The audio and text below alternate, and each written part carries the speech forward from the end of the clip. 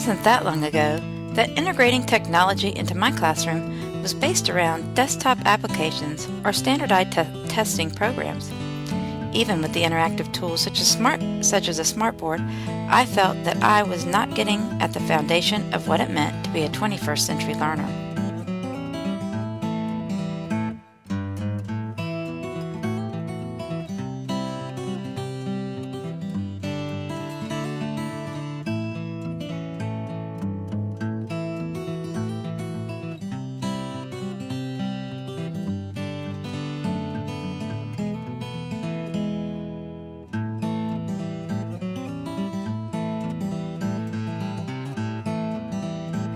I realized that students needed to be more than just viewers of technology.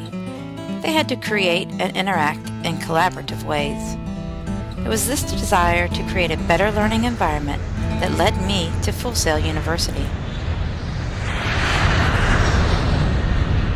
Over the last year, I have taken a giant step towards this goal, and there were many golden bricks that paved the way. The first steps were developing a deeper understanding of what it means to learn in this new environment. Along the way, as I learned, I also created ways for my students to learn.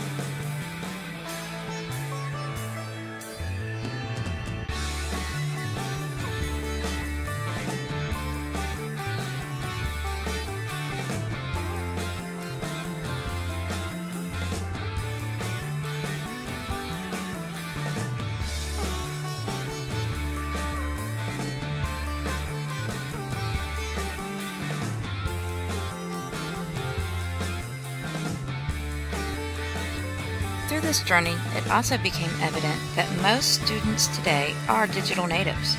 With so many digital devices at their fingertips, they interact through different social mediums and they learn through entertaining ways.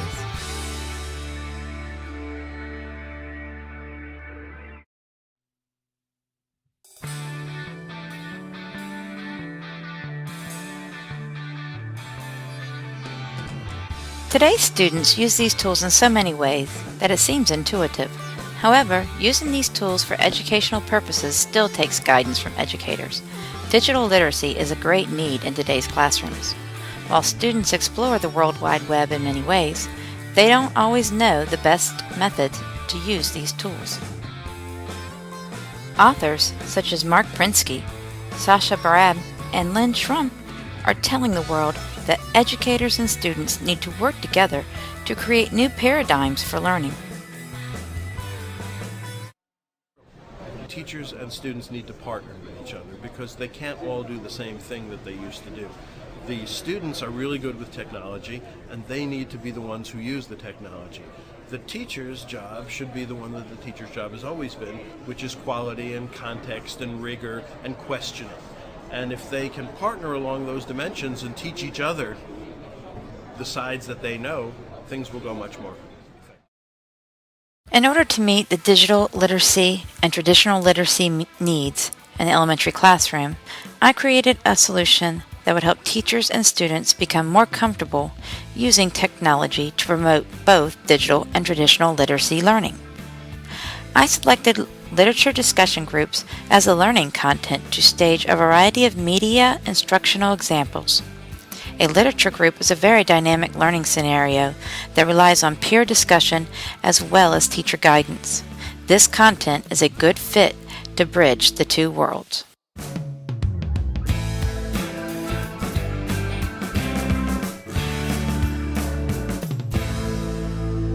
A teacher will usually read a synopsis of the book and ask students to predict story elements.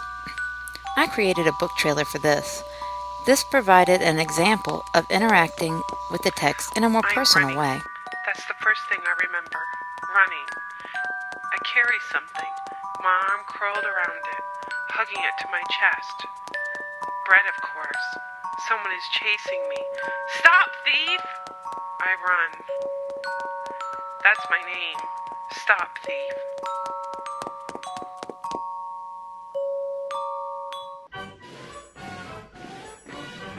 I liked all of the parades, especially the parade of shiny boots. One of the jackboots picked me up and said, "Tiny little Jew, happy to see us, are you?" Students then use a blog to make the predictions. The blog is the core of discussions for students. Students can feel free to post their comments without other students interrupting or waiting a turn. Students who are hesitant to speak in class can have a chance to think before sharing. Writing skills are co-developed without extra lessons. I created a music video to present questioning skills. The video iterates essential question stems in a catchy way that will stick with elementary students. After each section of the lesson, there is something to bring back to the teacher for their group time.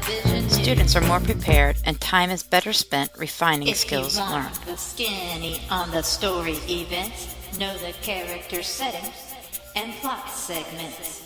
To put some muscles on those skinny bones, you have to get to meaning that's not so easily known.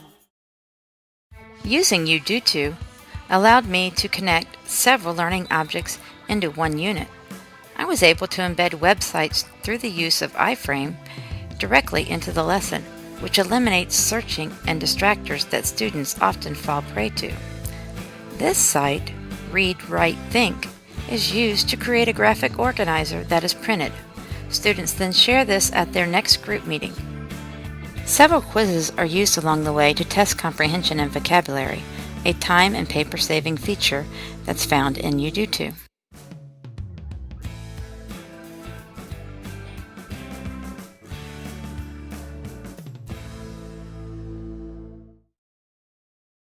A final problem to conquer was the delivery of the lesson to individual students. The lesson needed to have a direct access site. Through an LMS site, Cogno.com, I was able to upload my EMDT lesson as a SCORM package. With Cogno.com, I have one-site access for all students and can assign as many learning modules to that user as I want. Cogno gave me unlimited user rights as I am using the lesson in a non-profit educational setting. I also needed a way to create individual users without emails. An email spammer, spamgourmet.com, allows the user to create up to 20 emails for one user email account. With these two tools, I was able to create a user, give the login and password for each student. While this may seem a winding way to set up users, it was the solution to the problem. This lesson, when presented to other teachers, will serve as an example of the many ways to integrate technology into the elementary classroom. I realize that not every classroom teacher would go to an LMS to create lessons, but upon viewing the separate learning objects, they may hopefully want to try a book trailer, a blog, or music video for their students. This total package would, however, be useful to a media specialist. The reusability of each media tool can be placed into a variety of literature lessons. As I am pursuing that career change in the near future, I hope that showcasing this lesson will highlight the variety of skills I can bring to the elementary media classroom.